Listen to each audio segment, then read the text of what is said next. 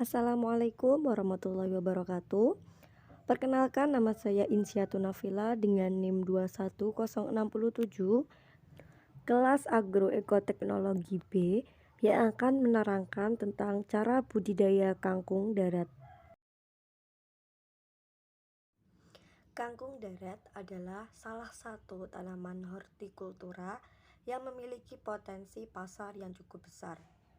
Saat ini, kangkung darat lebih banyak di pasar-pasar komersial dibandingkan kangkung air karena budidaya kangkung air yang semakin sulit dengan banyaknya sungai yang tercemar. Selain itu, juga memakai kolam yang membutuhkan biaya yang besar. Budidaya kangkung darat sangat mudah karena sayuran ini bersiklus panen cepat dan relatif tahan hama.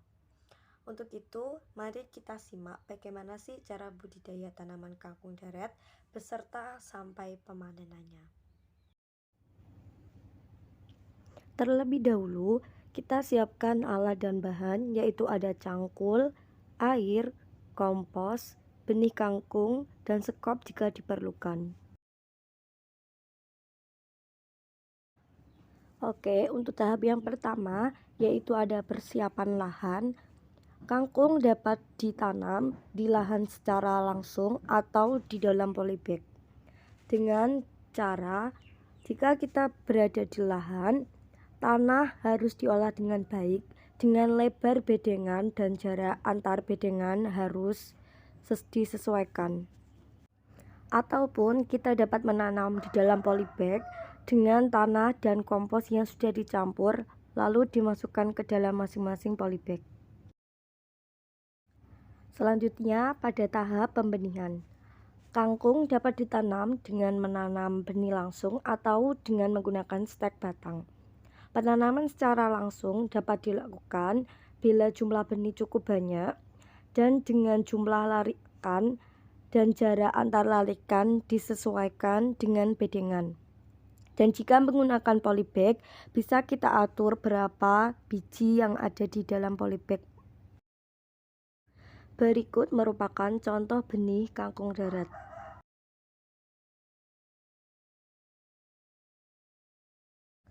Berikutnya kita masuk pada tahap pemupukan kangkung darat.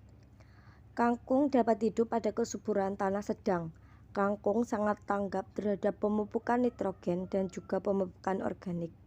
Kombinasi kedua pupuk tersebut dapat meningkatkan hasil dan pemeliharaan kesuburan tanah.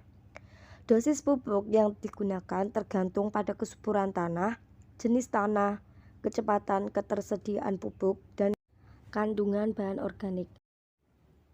Tahap berikutnya adalah pengendalian hama dan penyakit pada kangkung darat. Penyakit yang biasa menyerang kangkung darat adalah karat putih atau Albugo Ipomoeae panduratae, Alpids, dan Thrips.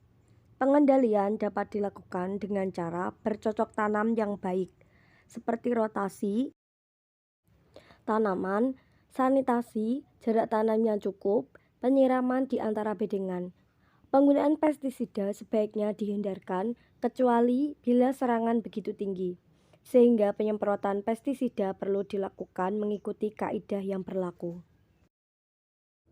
Setelah melakukan tahapan-tahapan yang berada di awal, selanjutnya adalah pemanenan tanaman kangkung.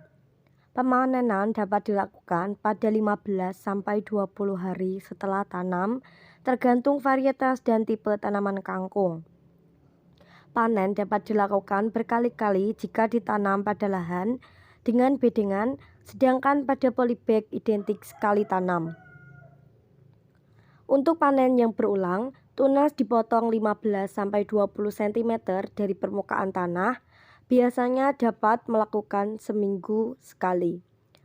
Panen yang berulang menghambat pembungaan dan merangsang tumbuhnya tunas lateral yang berkembang menjadi tunas batang baru.